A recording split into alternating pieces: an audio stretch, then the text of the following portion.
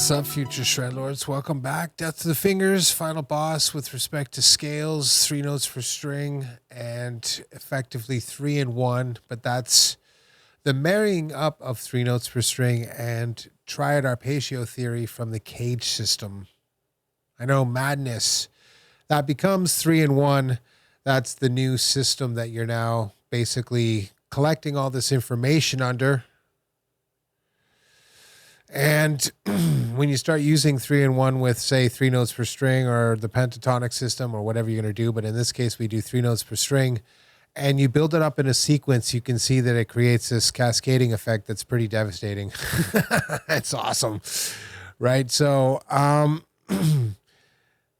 it's not overly complicated because, honestly, you're just basically following the obvious path of least resistance. If I have 3 notes on the low E string and I'm the last notes with my pinky, well, obviously that allows me to play the 3 notes across the 3 strings a lot more easily, right, from the pinky position than it is from my second or first finger. Now, you can do it, of course, if you wanted to, but why you would, that might be a bit of a debate, but hey, who knows? You'll have to try it out. But the thing here is like, you know, keep it simple first and then branch out later on to more complex forms later. At least absorb the concept. And that's just the idea there is you're constantly looking for these little bridges where you're using these triad arpeggios to connect the 3 notes per string system together. And that means keeping track of where you are on the fretboard and then marrying up these two systems themselves. Right, so when you're like, oh, there's the D type chord on the top 3 strings, right? And that could be major, minor, diminished, or augmented, by the way. Yeah, so that just increases the complexity, if you will. But let's just say it's the major one. Well, once you get that far, of course, you have to be able to understand where that fits in the 3 notes per string system. You like that's basically the Phrygian position and Dorian. So that's really the lesson. The 3 in 1 is cool and everything, but this whole thing, the whatever, the rails are greased when you actually know where you are and you can differentiate the systems and then basically apply them like filters. So you're like, I'm going to do 3 notes per string here, 1, 2, 3, and then I'm going to flip on this one here and be like, I'm going to do this arpeggio. Then 3 notes per string, then the arpeggio. 3 notes per string, the arpeggio. You see what I mean? And then you're like, oh, that's the G type there. And you move to the next one, you're like, that's the C type. You move to the next one, you're like, it's this one. It's diminished. So recognizing these ideas, recognizing the sequence of notes, the scale played in thirds, Locrian position, right? The descending version where I do it in a sequence of 4. 1, 2, 3, 4, 1, 2, 3, 4, 1, 2, 3, 4. That's important because you got to be able to subdivide, right? What if you want to do, like, say, groups of 9? 1, 2, 3, 4, 5, 1, 2, 3, 4, 1, 2, 3, 4, 5, 1, 2, 3, 4, 1, 2, 3, 4, 5, 1, 2, 3, 4. You see what I mean? Once you start singing them out like that, you start to understand these weird polyrhythms without actually having to be some sort of music math nerd. So that's why counting them out and doing the groups initially, it makes a big deal. You're like 1, 2, 3, 1, 2, 3, 1, 2, 3, 1, 2, 3. You kind of get the idea of the swing. You know what I mean?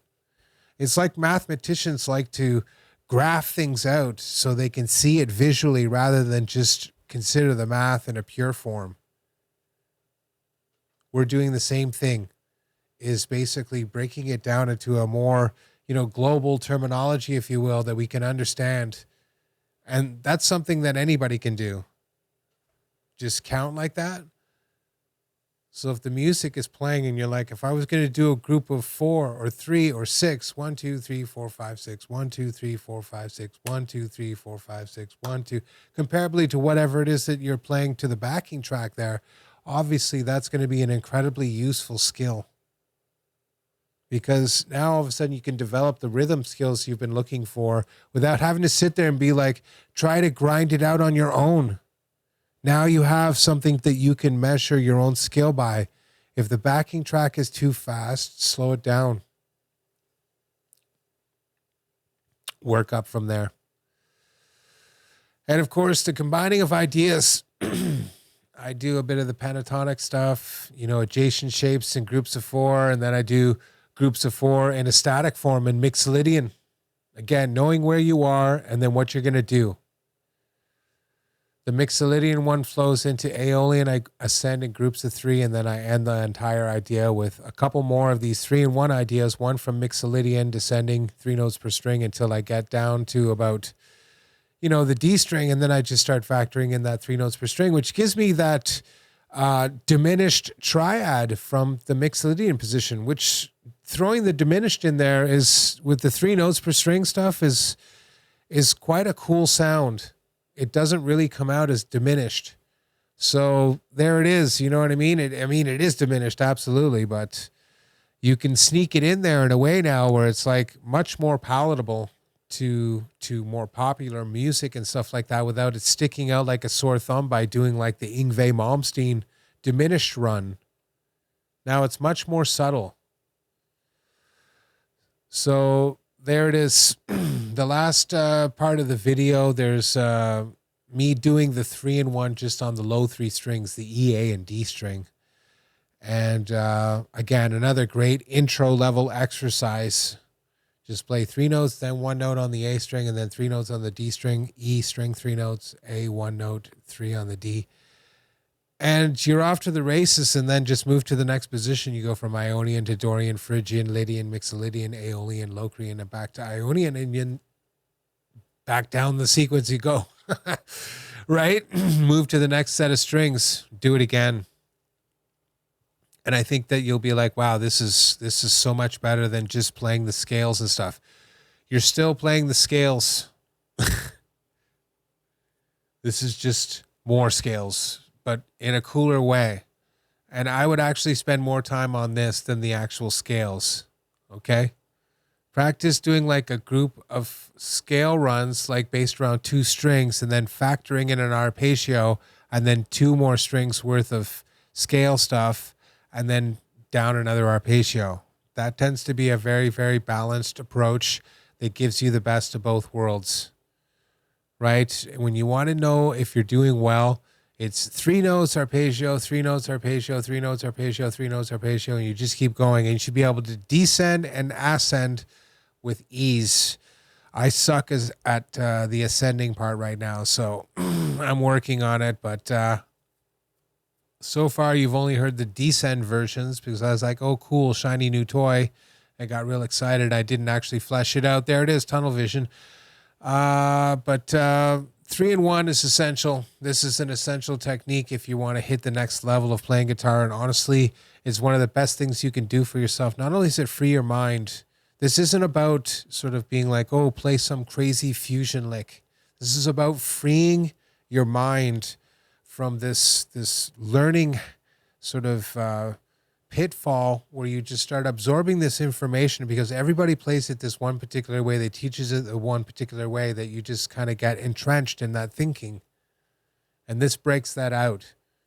Right now you're doing it here, but you're like, what happens if I moved the arpeggio to the second string? What if I moved it from the second to the first, started with it on the first one, right? Now you're cooking with gas, and all of a sudden you have way more tools to work with and a lot more fun on the fretboard, and your ideas are way more original and a lot more sort of musical and cool sounding. So they're all wins no matter what. I hope this video helps to a certain degree. Remember, just keep your nose to the grindstone. Don't try to copy what I'm doing. Instead, be like, okay, there's the position.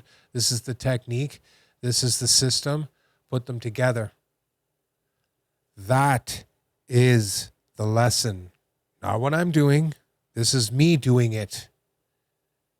How are you going to do it? See you in the next one.